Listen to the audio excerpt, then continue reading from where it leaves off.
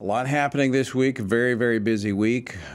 But good news is both the House and the Senate are gone, at least until after Thanksgiving. But when they return, they'll pick right back up where they left off as this lame duck session of Congress continues. Now, I explained before, but just for the benefit of those that may be joining us new, the lame duck session of Congress, that's the period of time that runs from the election until the new Congress is sworn in, and that comes on January the 3rd. That's when the 118th Congress will begin. Now, why do they call it a lame duck? Well, because you've got some lame ducks here. You've got men and women who have either been voted out of office or are retiring, and they're deciding on policy that will impact the nation going forward. And that's what this so-called the so-called Respect for Marriage Act, it's more of a Disrespect for Marriage Act, actually does. Now, Chuck Schumer, Democratic leader in the Senate, last night said they will vote on it when they come back on the Monday after Thanksgiving. So here's what we need. We need you to be involved in this. And if you want to track what's happening in this lame duck session of Congress so that you can respond to it and be involved, text the word duck, D-U-C-K, to 67742. That's 67742, the word duck. You'll have a link. That way you'll stay in touch with us as to what's happening in this lame duck session of Congress. All right, joining me now to kind of bring us up to date on what's been happening this week and what we anticipate coming to us after Thanksgiving, Travis Weber, Vice President of Policy and Government Affairs here at the Family Research Council. Travis, welcome back. Thank you, Tony. It's been a busy week. Yeah, it has. And so, the big item, obviously, the Respect for Marriage Act, but really disrespecting the institution of marriage, violating religious freedom, for all the problems we've been discussing. We're looking at, again, a vote November 28th that needs 60 senators to agree. That vote is actually going to adopt, in theory, the supposed religious freedom protecting text. It doesn't, but they're going to presume to proceed to that vote. A few days later, another 60 vote, cloture vote to actually vote on that bill. Then final passage, which needs 50 votes. So 2 more opportunities for senators to do the right thing, recognize it does not protect religious freedom. And how it made it through the first hurdle is you had 12 Republicans who joined with Chuck Schumer and the Democrats to approve it, saying, or going on, not approving it, but moving the process forward. And so they're claiming it protects religious freedom, but we've seen through the debate and the analysis of the bill, we were just talking with Roger Severino earlier in the program, it's fraudulent. It doesn't. And I've got a clip of Senator James Lankford, who's been working along with Senator Mike Lee to really expose what this bill does. Play clip number 6, please. Multiple members have brought amendments and said, let's fix it. And yet they're being told over and over again, no amendments. We're not going to fix it. You know what that tells me? These are not mistakes in the drafting. This was purposeful. Again, that's Senator James Lankford of Oklahoma. What he's saying, Travis, is that Mike Lee has a true religious freedom amendment. They won't hear of it. Yeah, no serious desire to actually protect religious liberty. They just want to claim to protect religious liberty. And as it's been discussed, the current proposal doesn't protect anyone except in the performance of marriages in certain limited situations. So it throws small business owners under the bus, anyone who wants to stick to their faith in context of marriage and how it's lived out in society, thrown under the bus, not protected here. All right, so let's talk action here. Let's talk about the 12 members, or at least those that should be persuadable on this, that our listeners and viewers can talk to maybe talk some sense into them by contacting their offices. Yeah, so Joni Ernst, Roy Blunt, Cynthia Lummis, Todd Young should need to hear from our people that this was unacceptable, and they can't stand up and claim to protect religious freedom, so they're all trying to get away with voting for this, which they're also trying to do. So what's before them now when they return is that Mike Lee, James Lankford, and others are saying, look, all right, if you want to vote for this, put this amendment on that will truly protect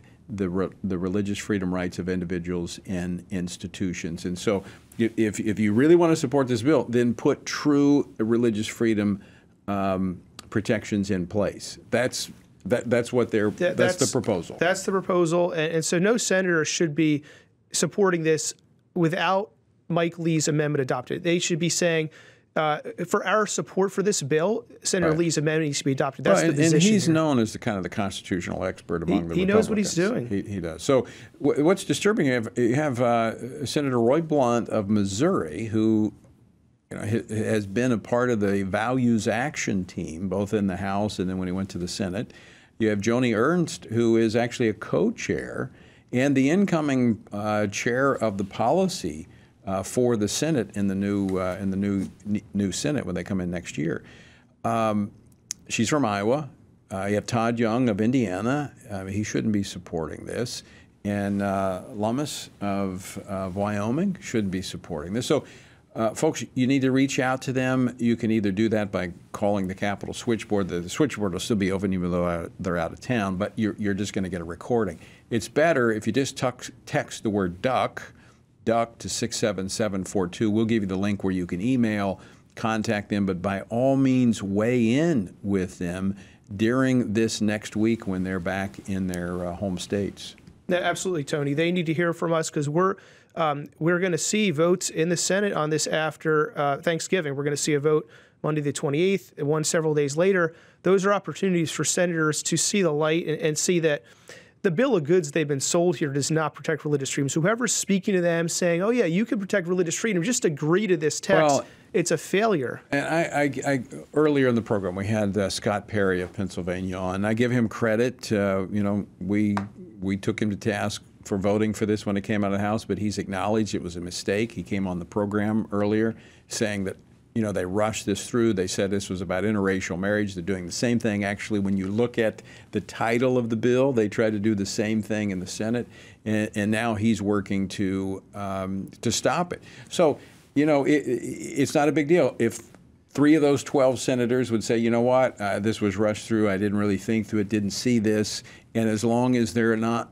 willing to address the religious freedom measures in the Senate, I can't support this. So there's a way for these senators just to step back from this. Absolutely. And this moment we stand at here with these votes is, I believe, will reverberate into years, if not decades ahead. All right. This is taking up a lot of the oxygen here in D.C., but there's other bills that could come in behind this. Absolutely. I mean, Tony, we have a list of bills we've been tracking passing the House, could see action in the Senate. 2 of them dealing with voting, the H.R. 1, H.R. 4, Democrats, basically national takeover elections bills they've been trying to push. Equality Act, obviously, listeners familiar with that.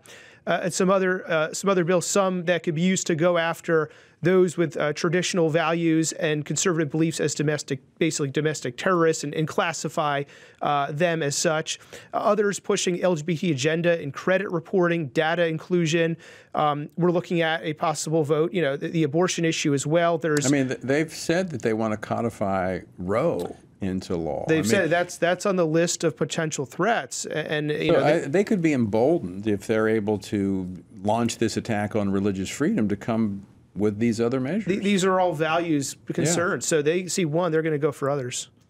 All right. So, folks, you need to be engaged. I know we're going to take a time off for Thanksgiving, and we encourage everyone to do that, but we still have to keep our eye on what is happening. These issues, as Travis pointed out, you don't just vote on them today and it's gone tomorrow. These are things that are going to impact our lives for years to come. In fact, one of the things that concerns me most about this Disrespect for Marriage Act is it's going to, as I mentioned earlier in the program, it's going to give a green light to the left to target people who refuse to surrender to this redefinition of not just marriage, but of human sexuality.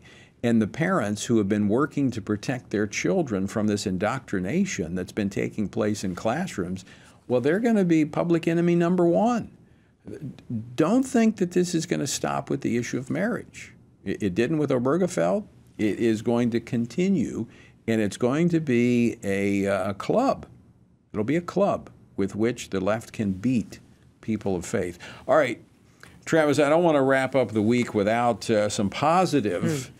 And there were some positive things this week. We had a organization from Latin America that was here with Latin American lawmakers, members of parliament and legislatures that were here meeting. These were Christian men and women coming here, wanting to collaborate, work together to advance biblical truth in public policy. Tell us about it. Yeah, it's a very fascinating, encouraging sign to see representatives, elected leaders from Latin American countries, Central and South America, coming here saying, we are seeing the need to address the challenges in our societies. LGBT agenda, sexuality agenda is advancing, abortion advancing, religious freedom being threatened.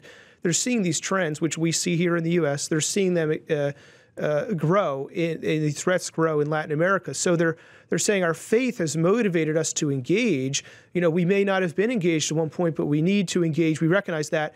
We want to link arms with you. And this is encouraging because I think, you know, the Lord is bringing together his body worldwide. He's bringing together his people, believers, to link arms on the basis of biblical values. This transcends nationalities, transcends countries. They're linking arms on a biblical worldview. And that's what they're doing and what they're saying. They're saying they're here to do in partnership with us, saying we want to support you. We affirm America. We love America. We love what America stands for and the freedom you have. And we recognize there's a biblical worldview behind that. And so it's actually very encouraging to see this appreciation, desire for help in their own countries, but willingness to be a support as a co-laborer overseas. It also shows that the connection point with the Latino community, both internationally and domestically for us, are the values and the faith issues.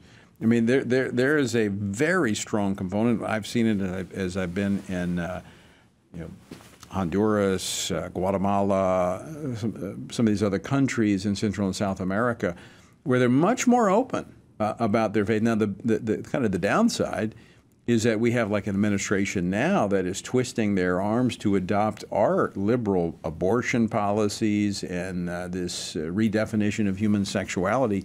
We're linking our foreign aid to the adoption of these policies. It's very sad because these people, these countries are being oppressed by sources that should not be oppressing them. Western embassies and governments, including the United States, going in and putting a heavy hand on these people who are poor already, saying, you want aid? You have to adopt these radical social policies. And they're saying, we thought you guys were here to help us and help freedom.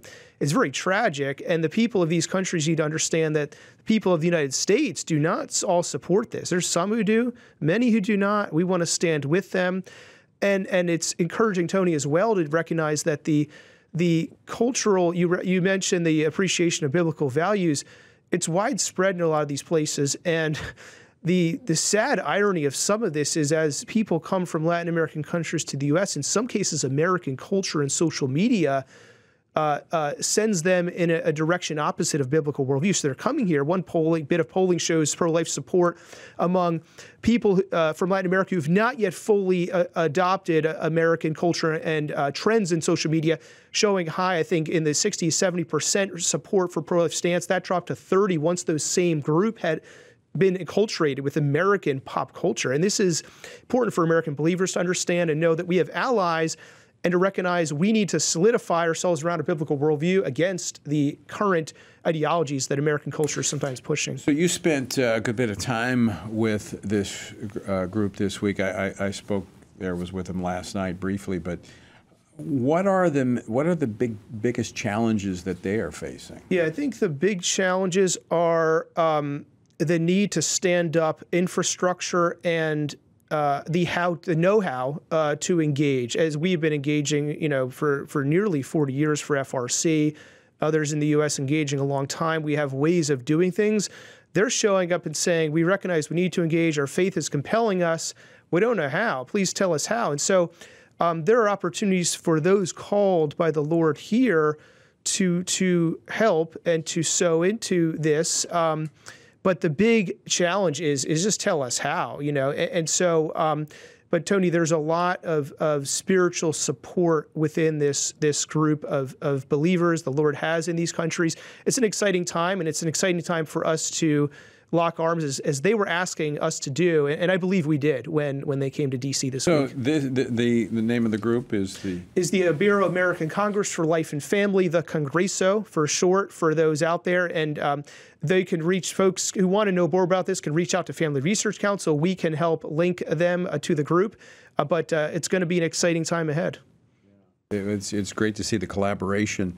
And it's encouraging to see that God is calling more men and women of faith into the realm of government, not just here in the United States, but literally all around the world. There was a real clear, I think last night, a clear trend or indication of people being called by the Lord and by His Spirit to engage. And when God is doing it, it's exciting. We can get on board, and we're in for an exciting time, although things will be difficult in the years ahead. Exciting time walking together with them. All right, Travis Weber, great to see you. Thank you.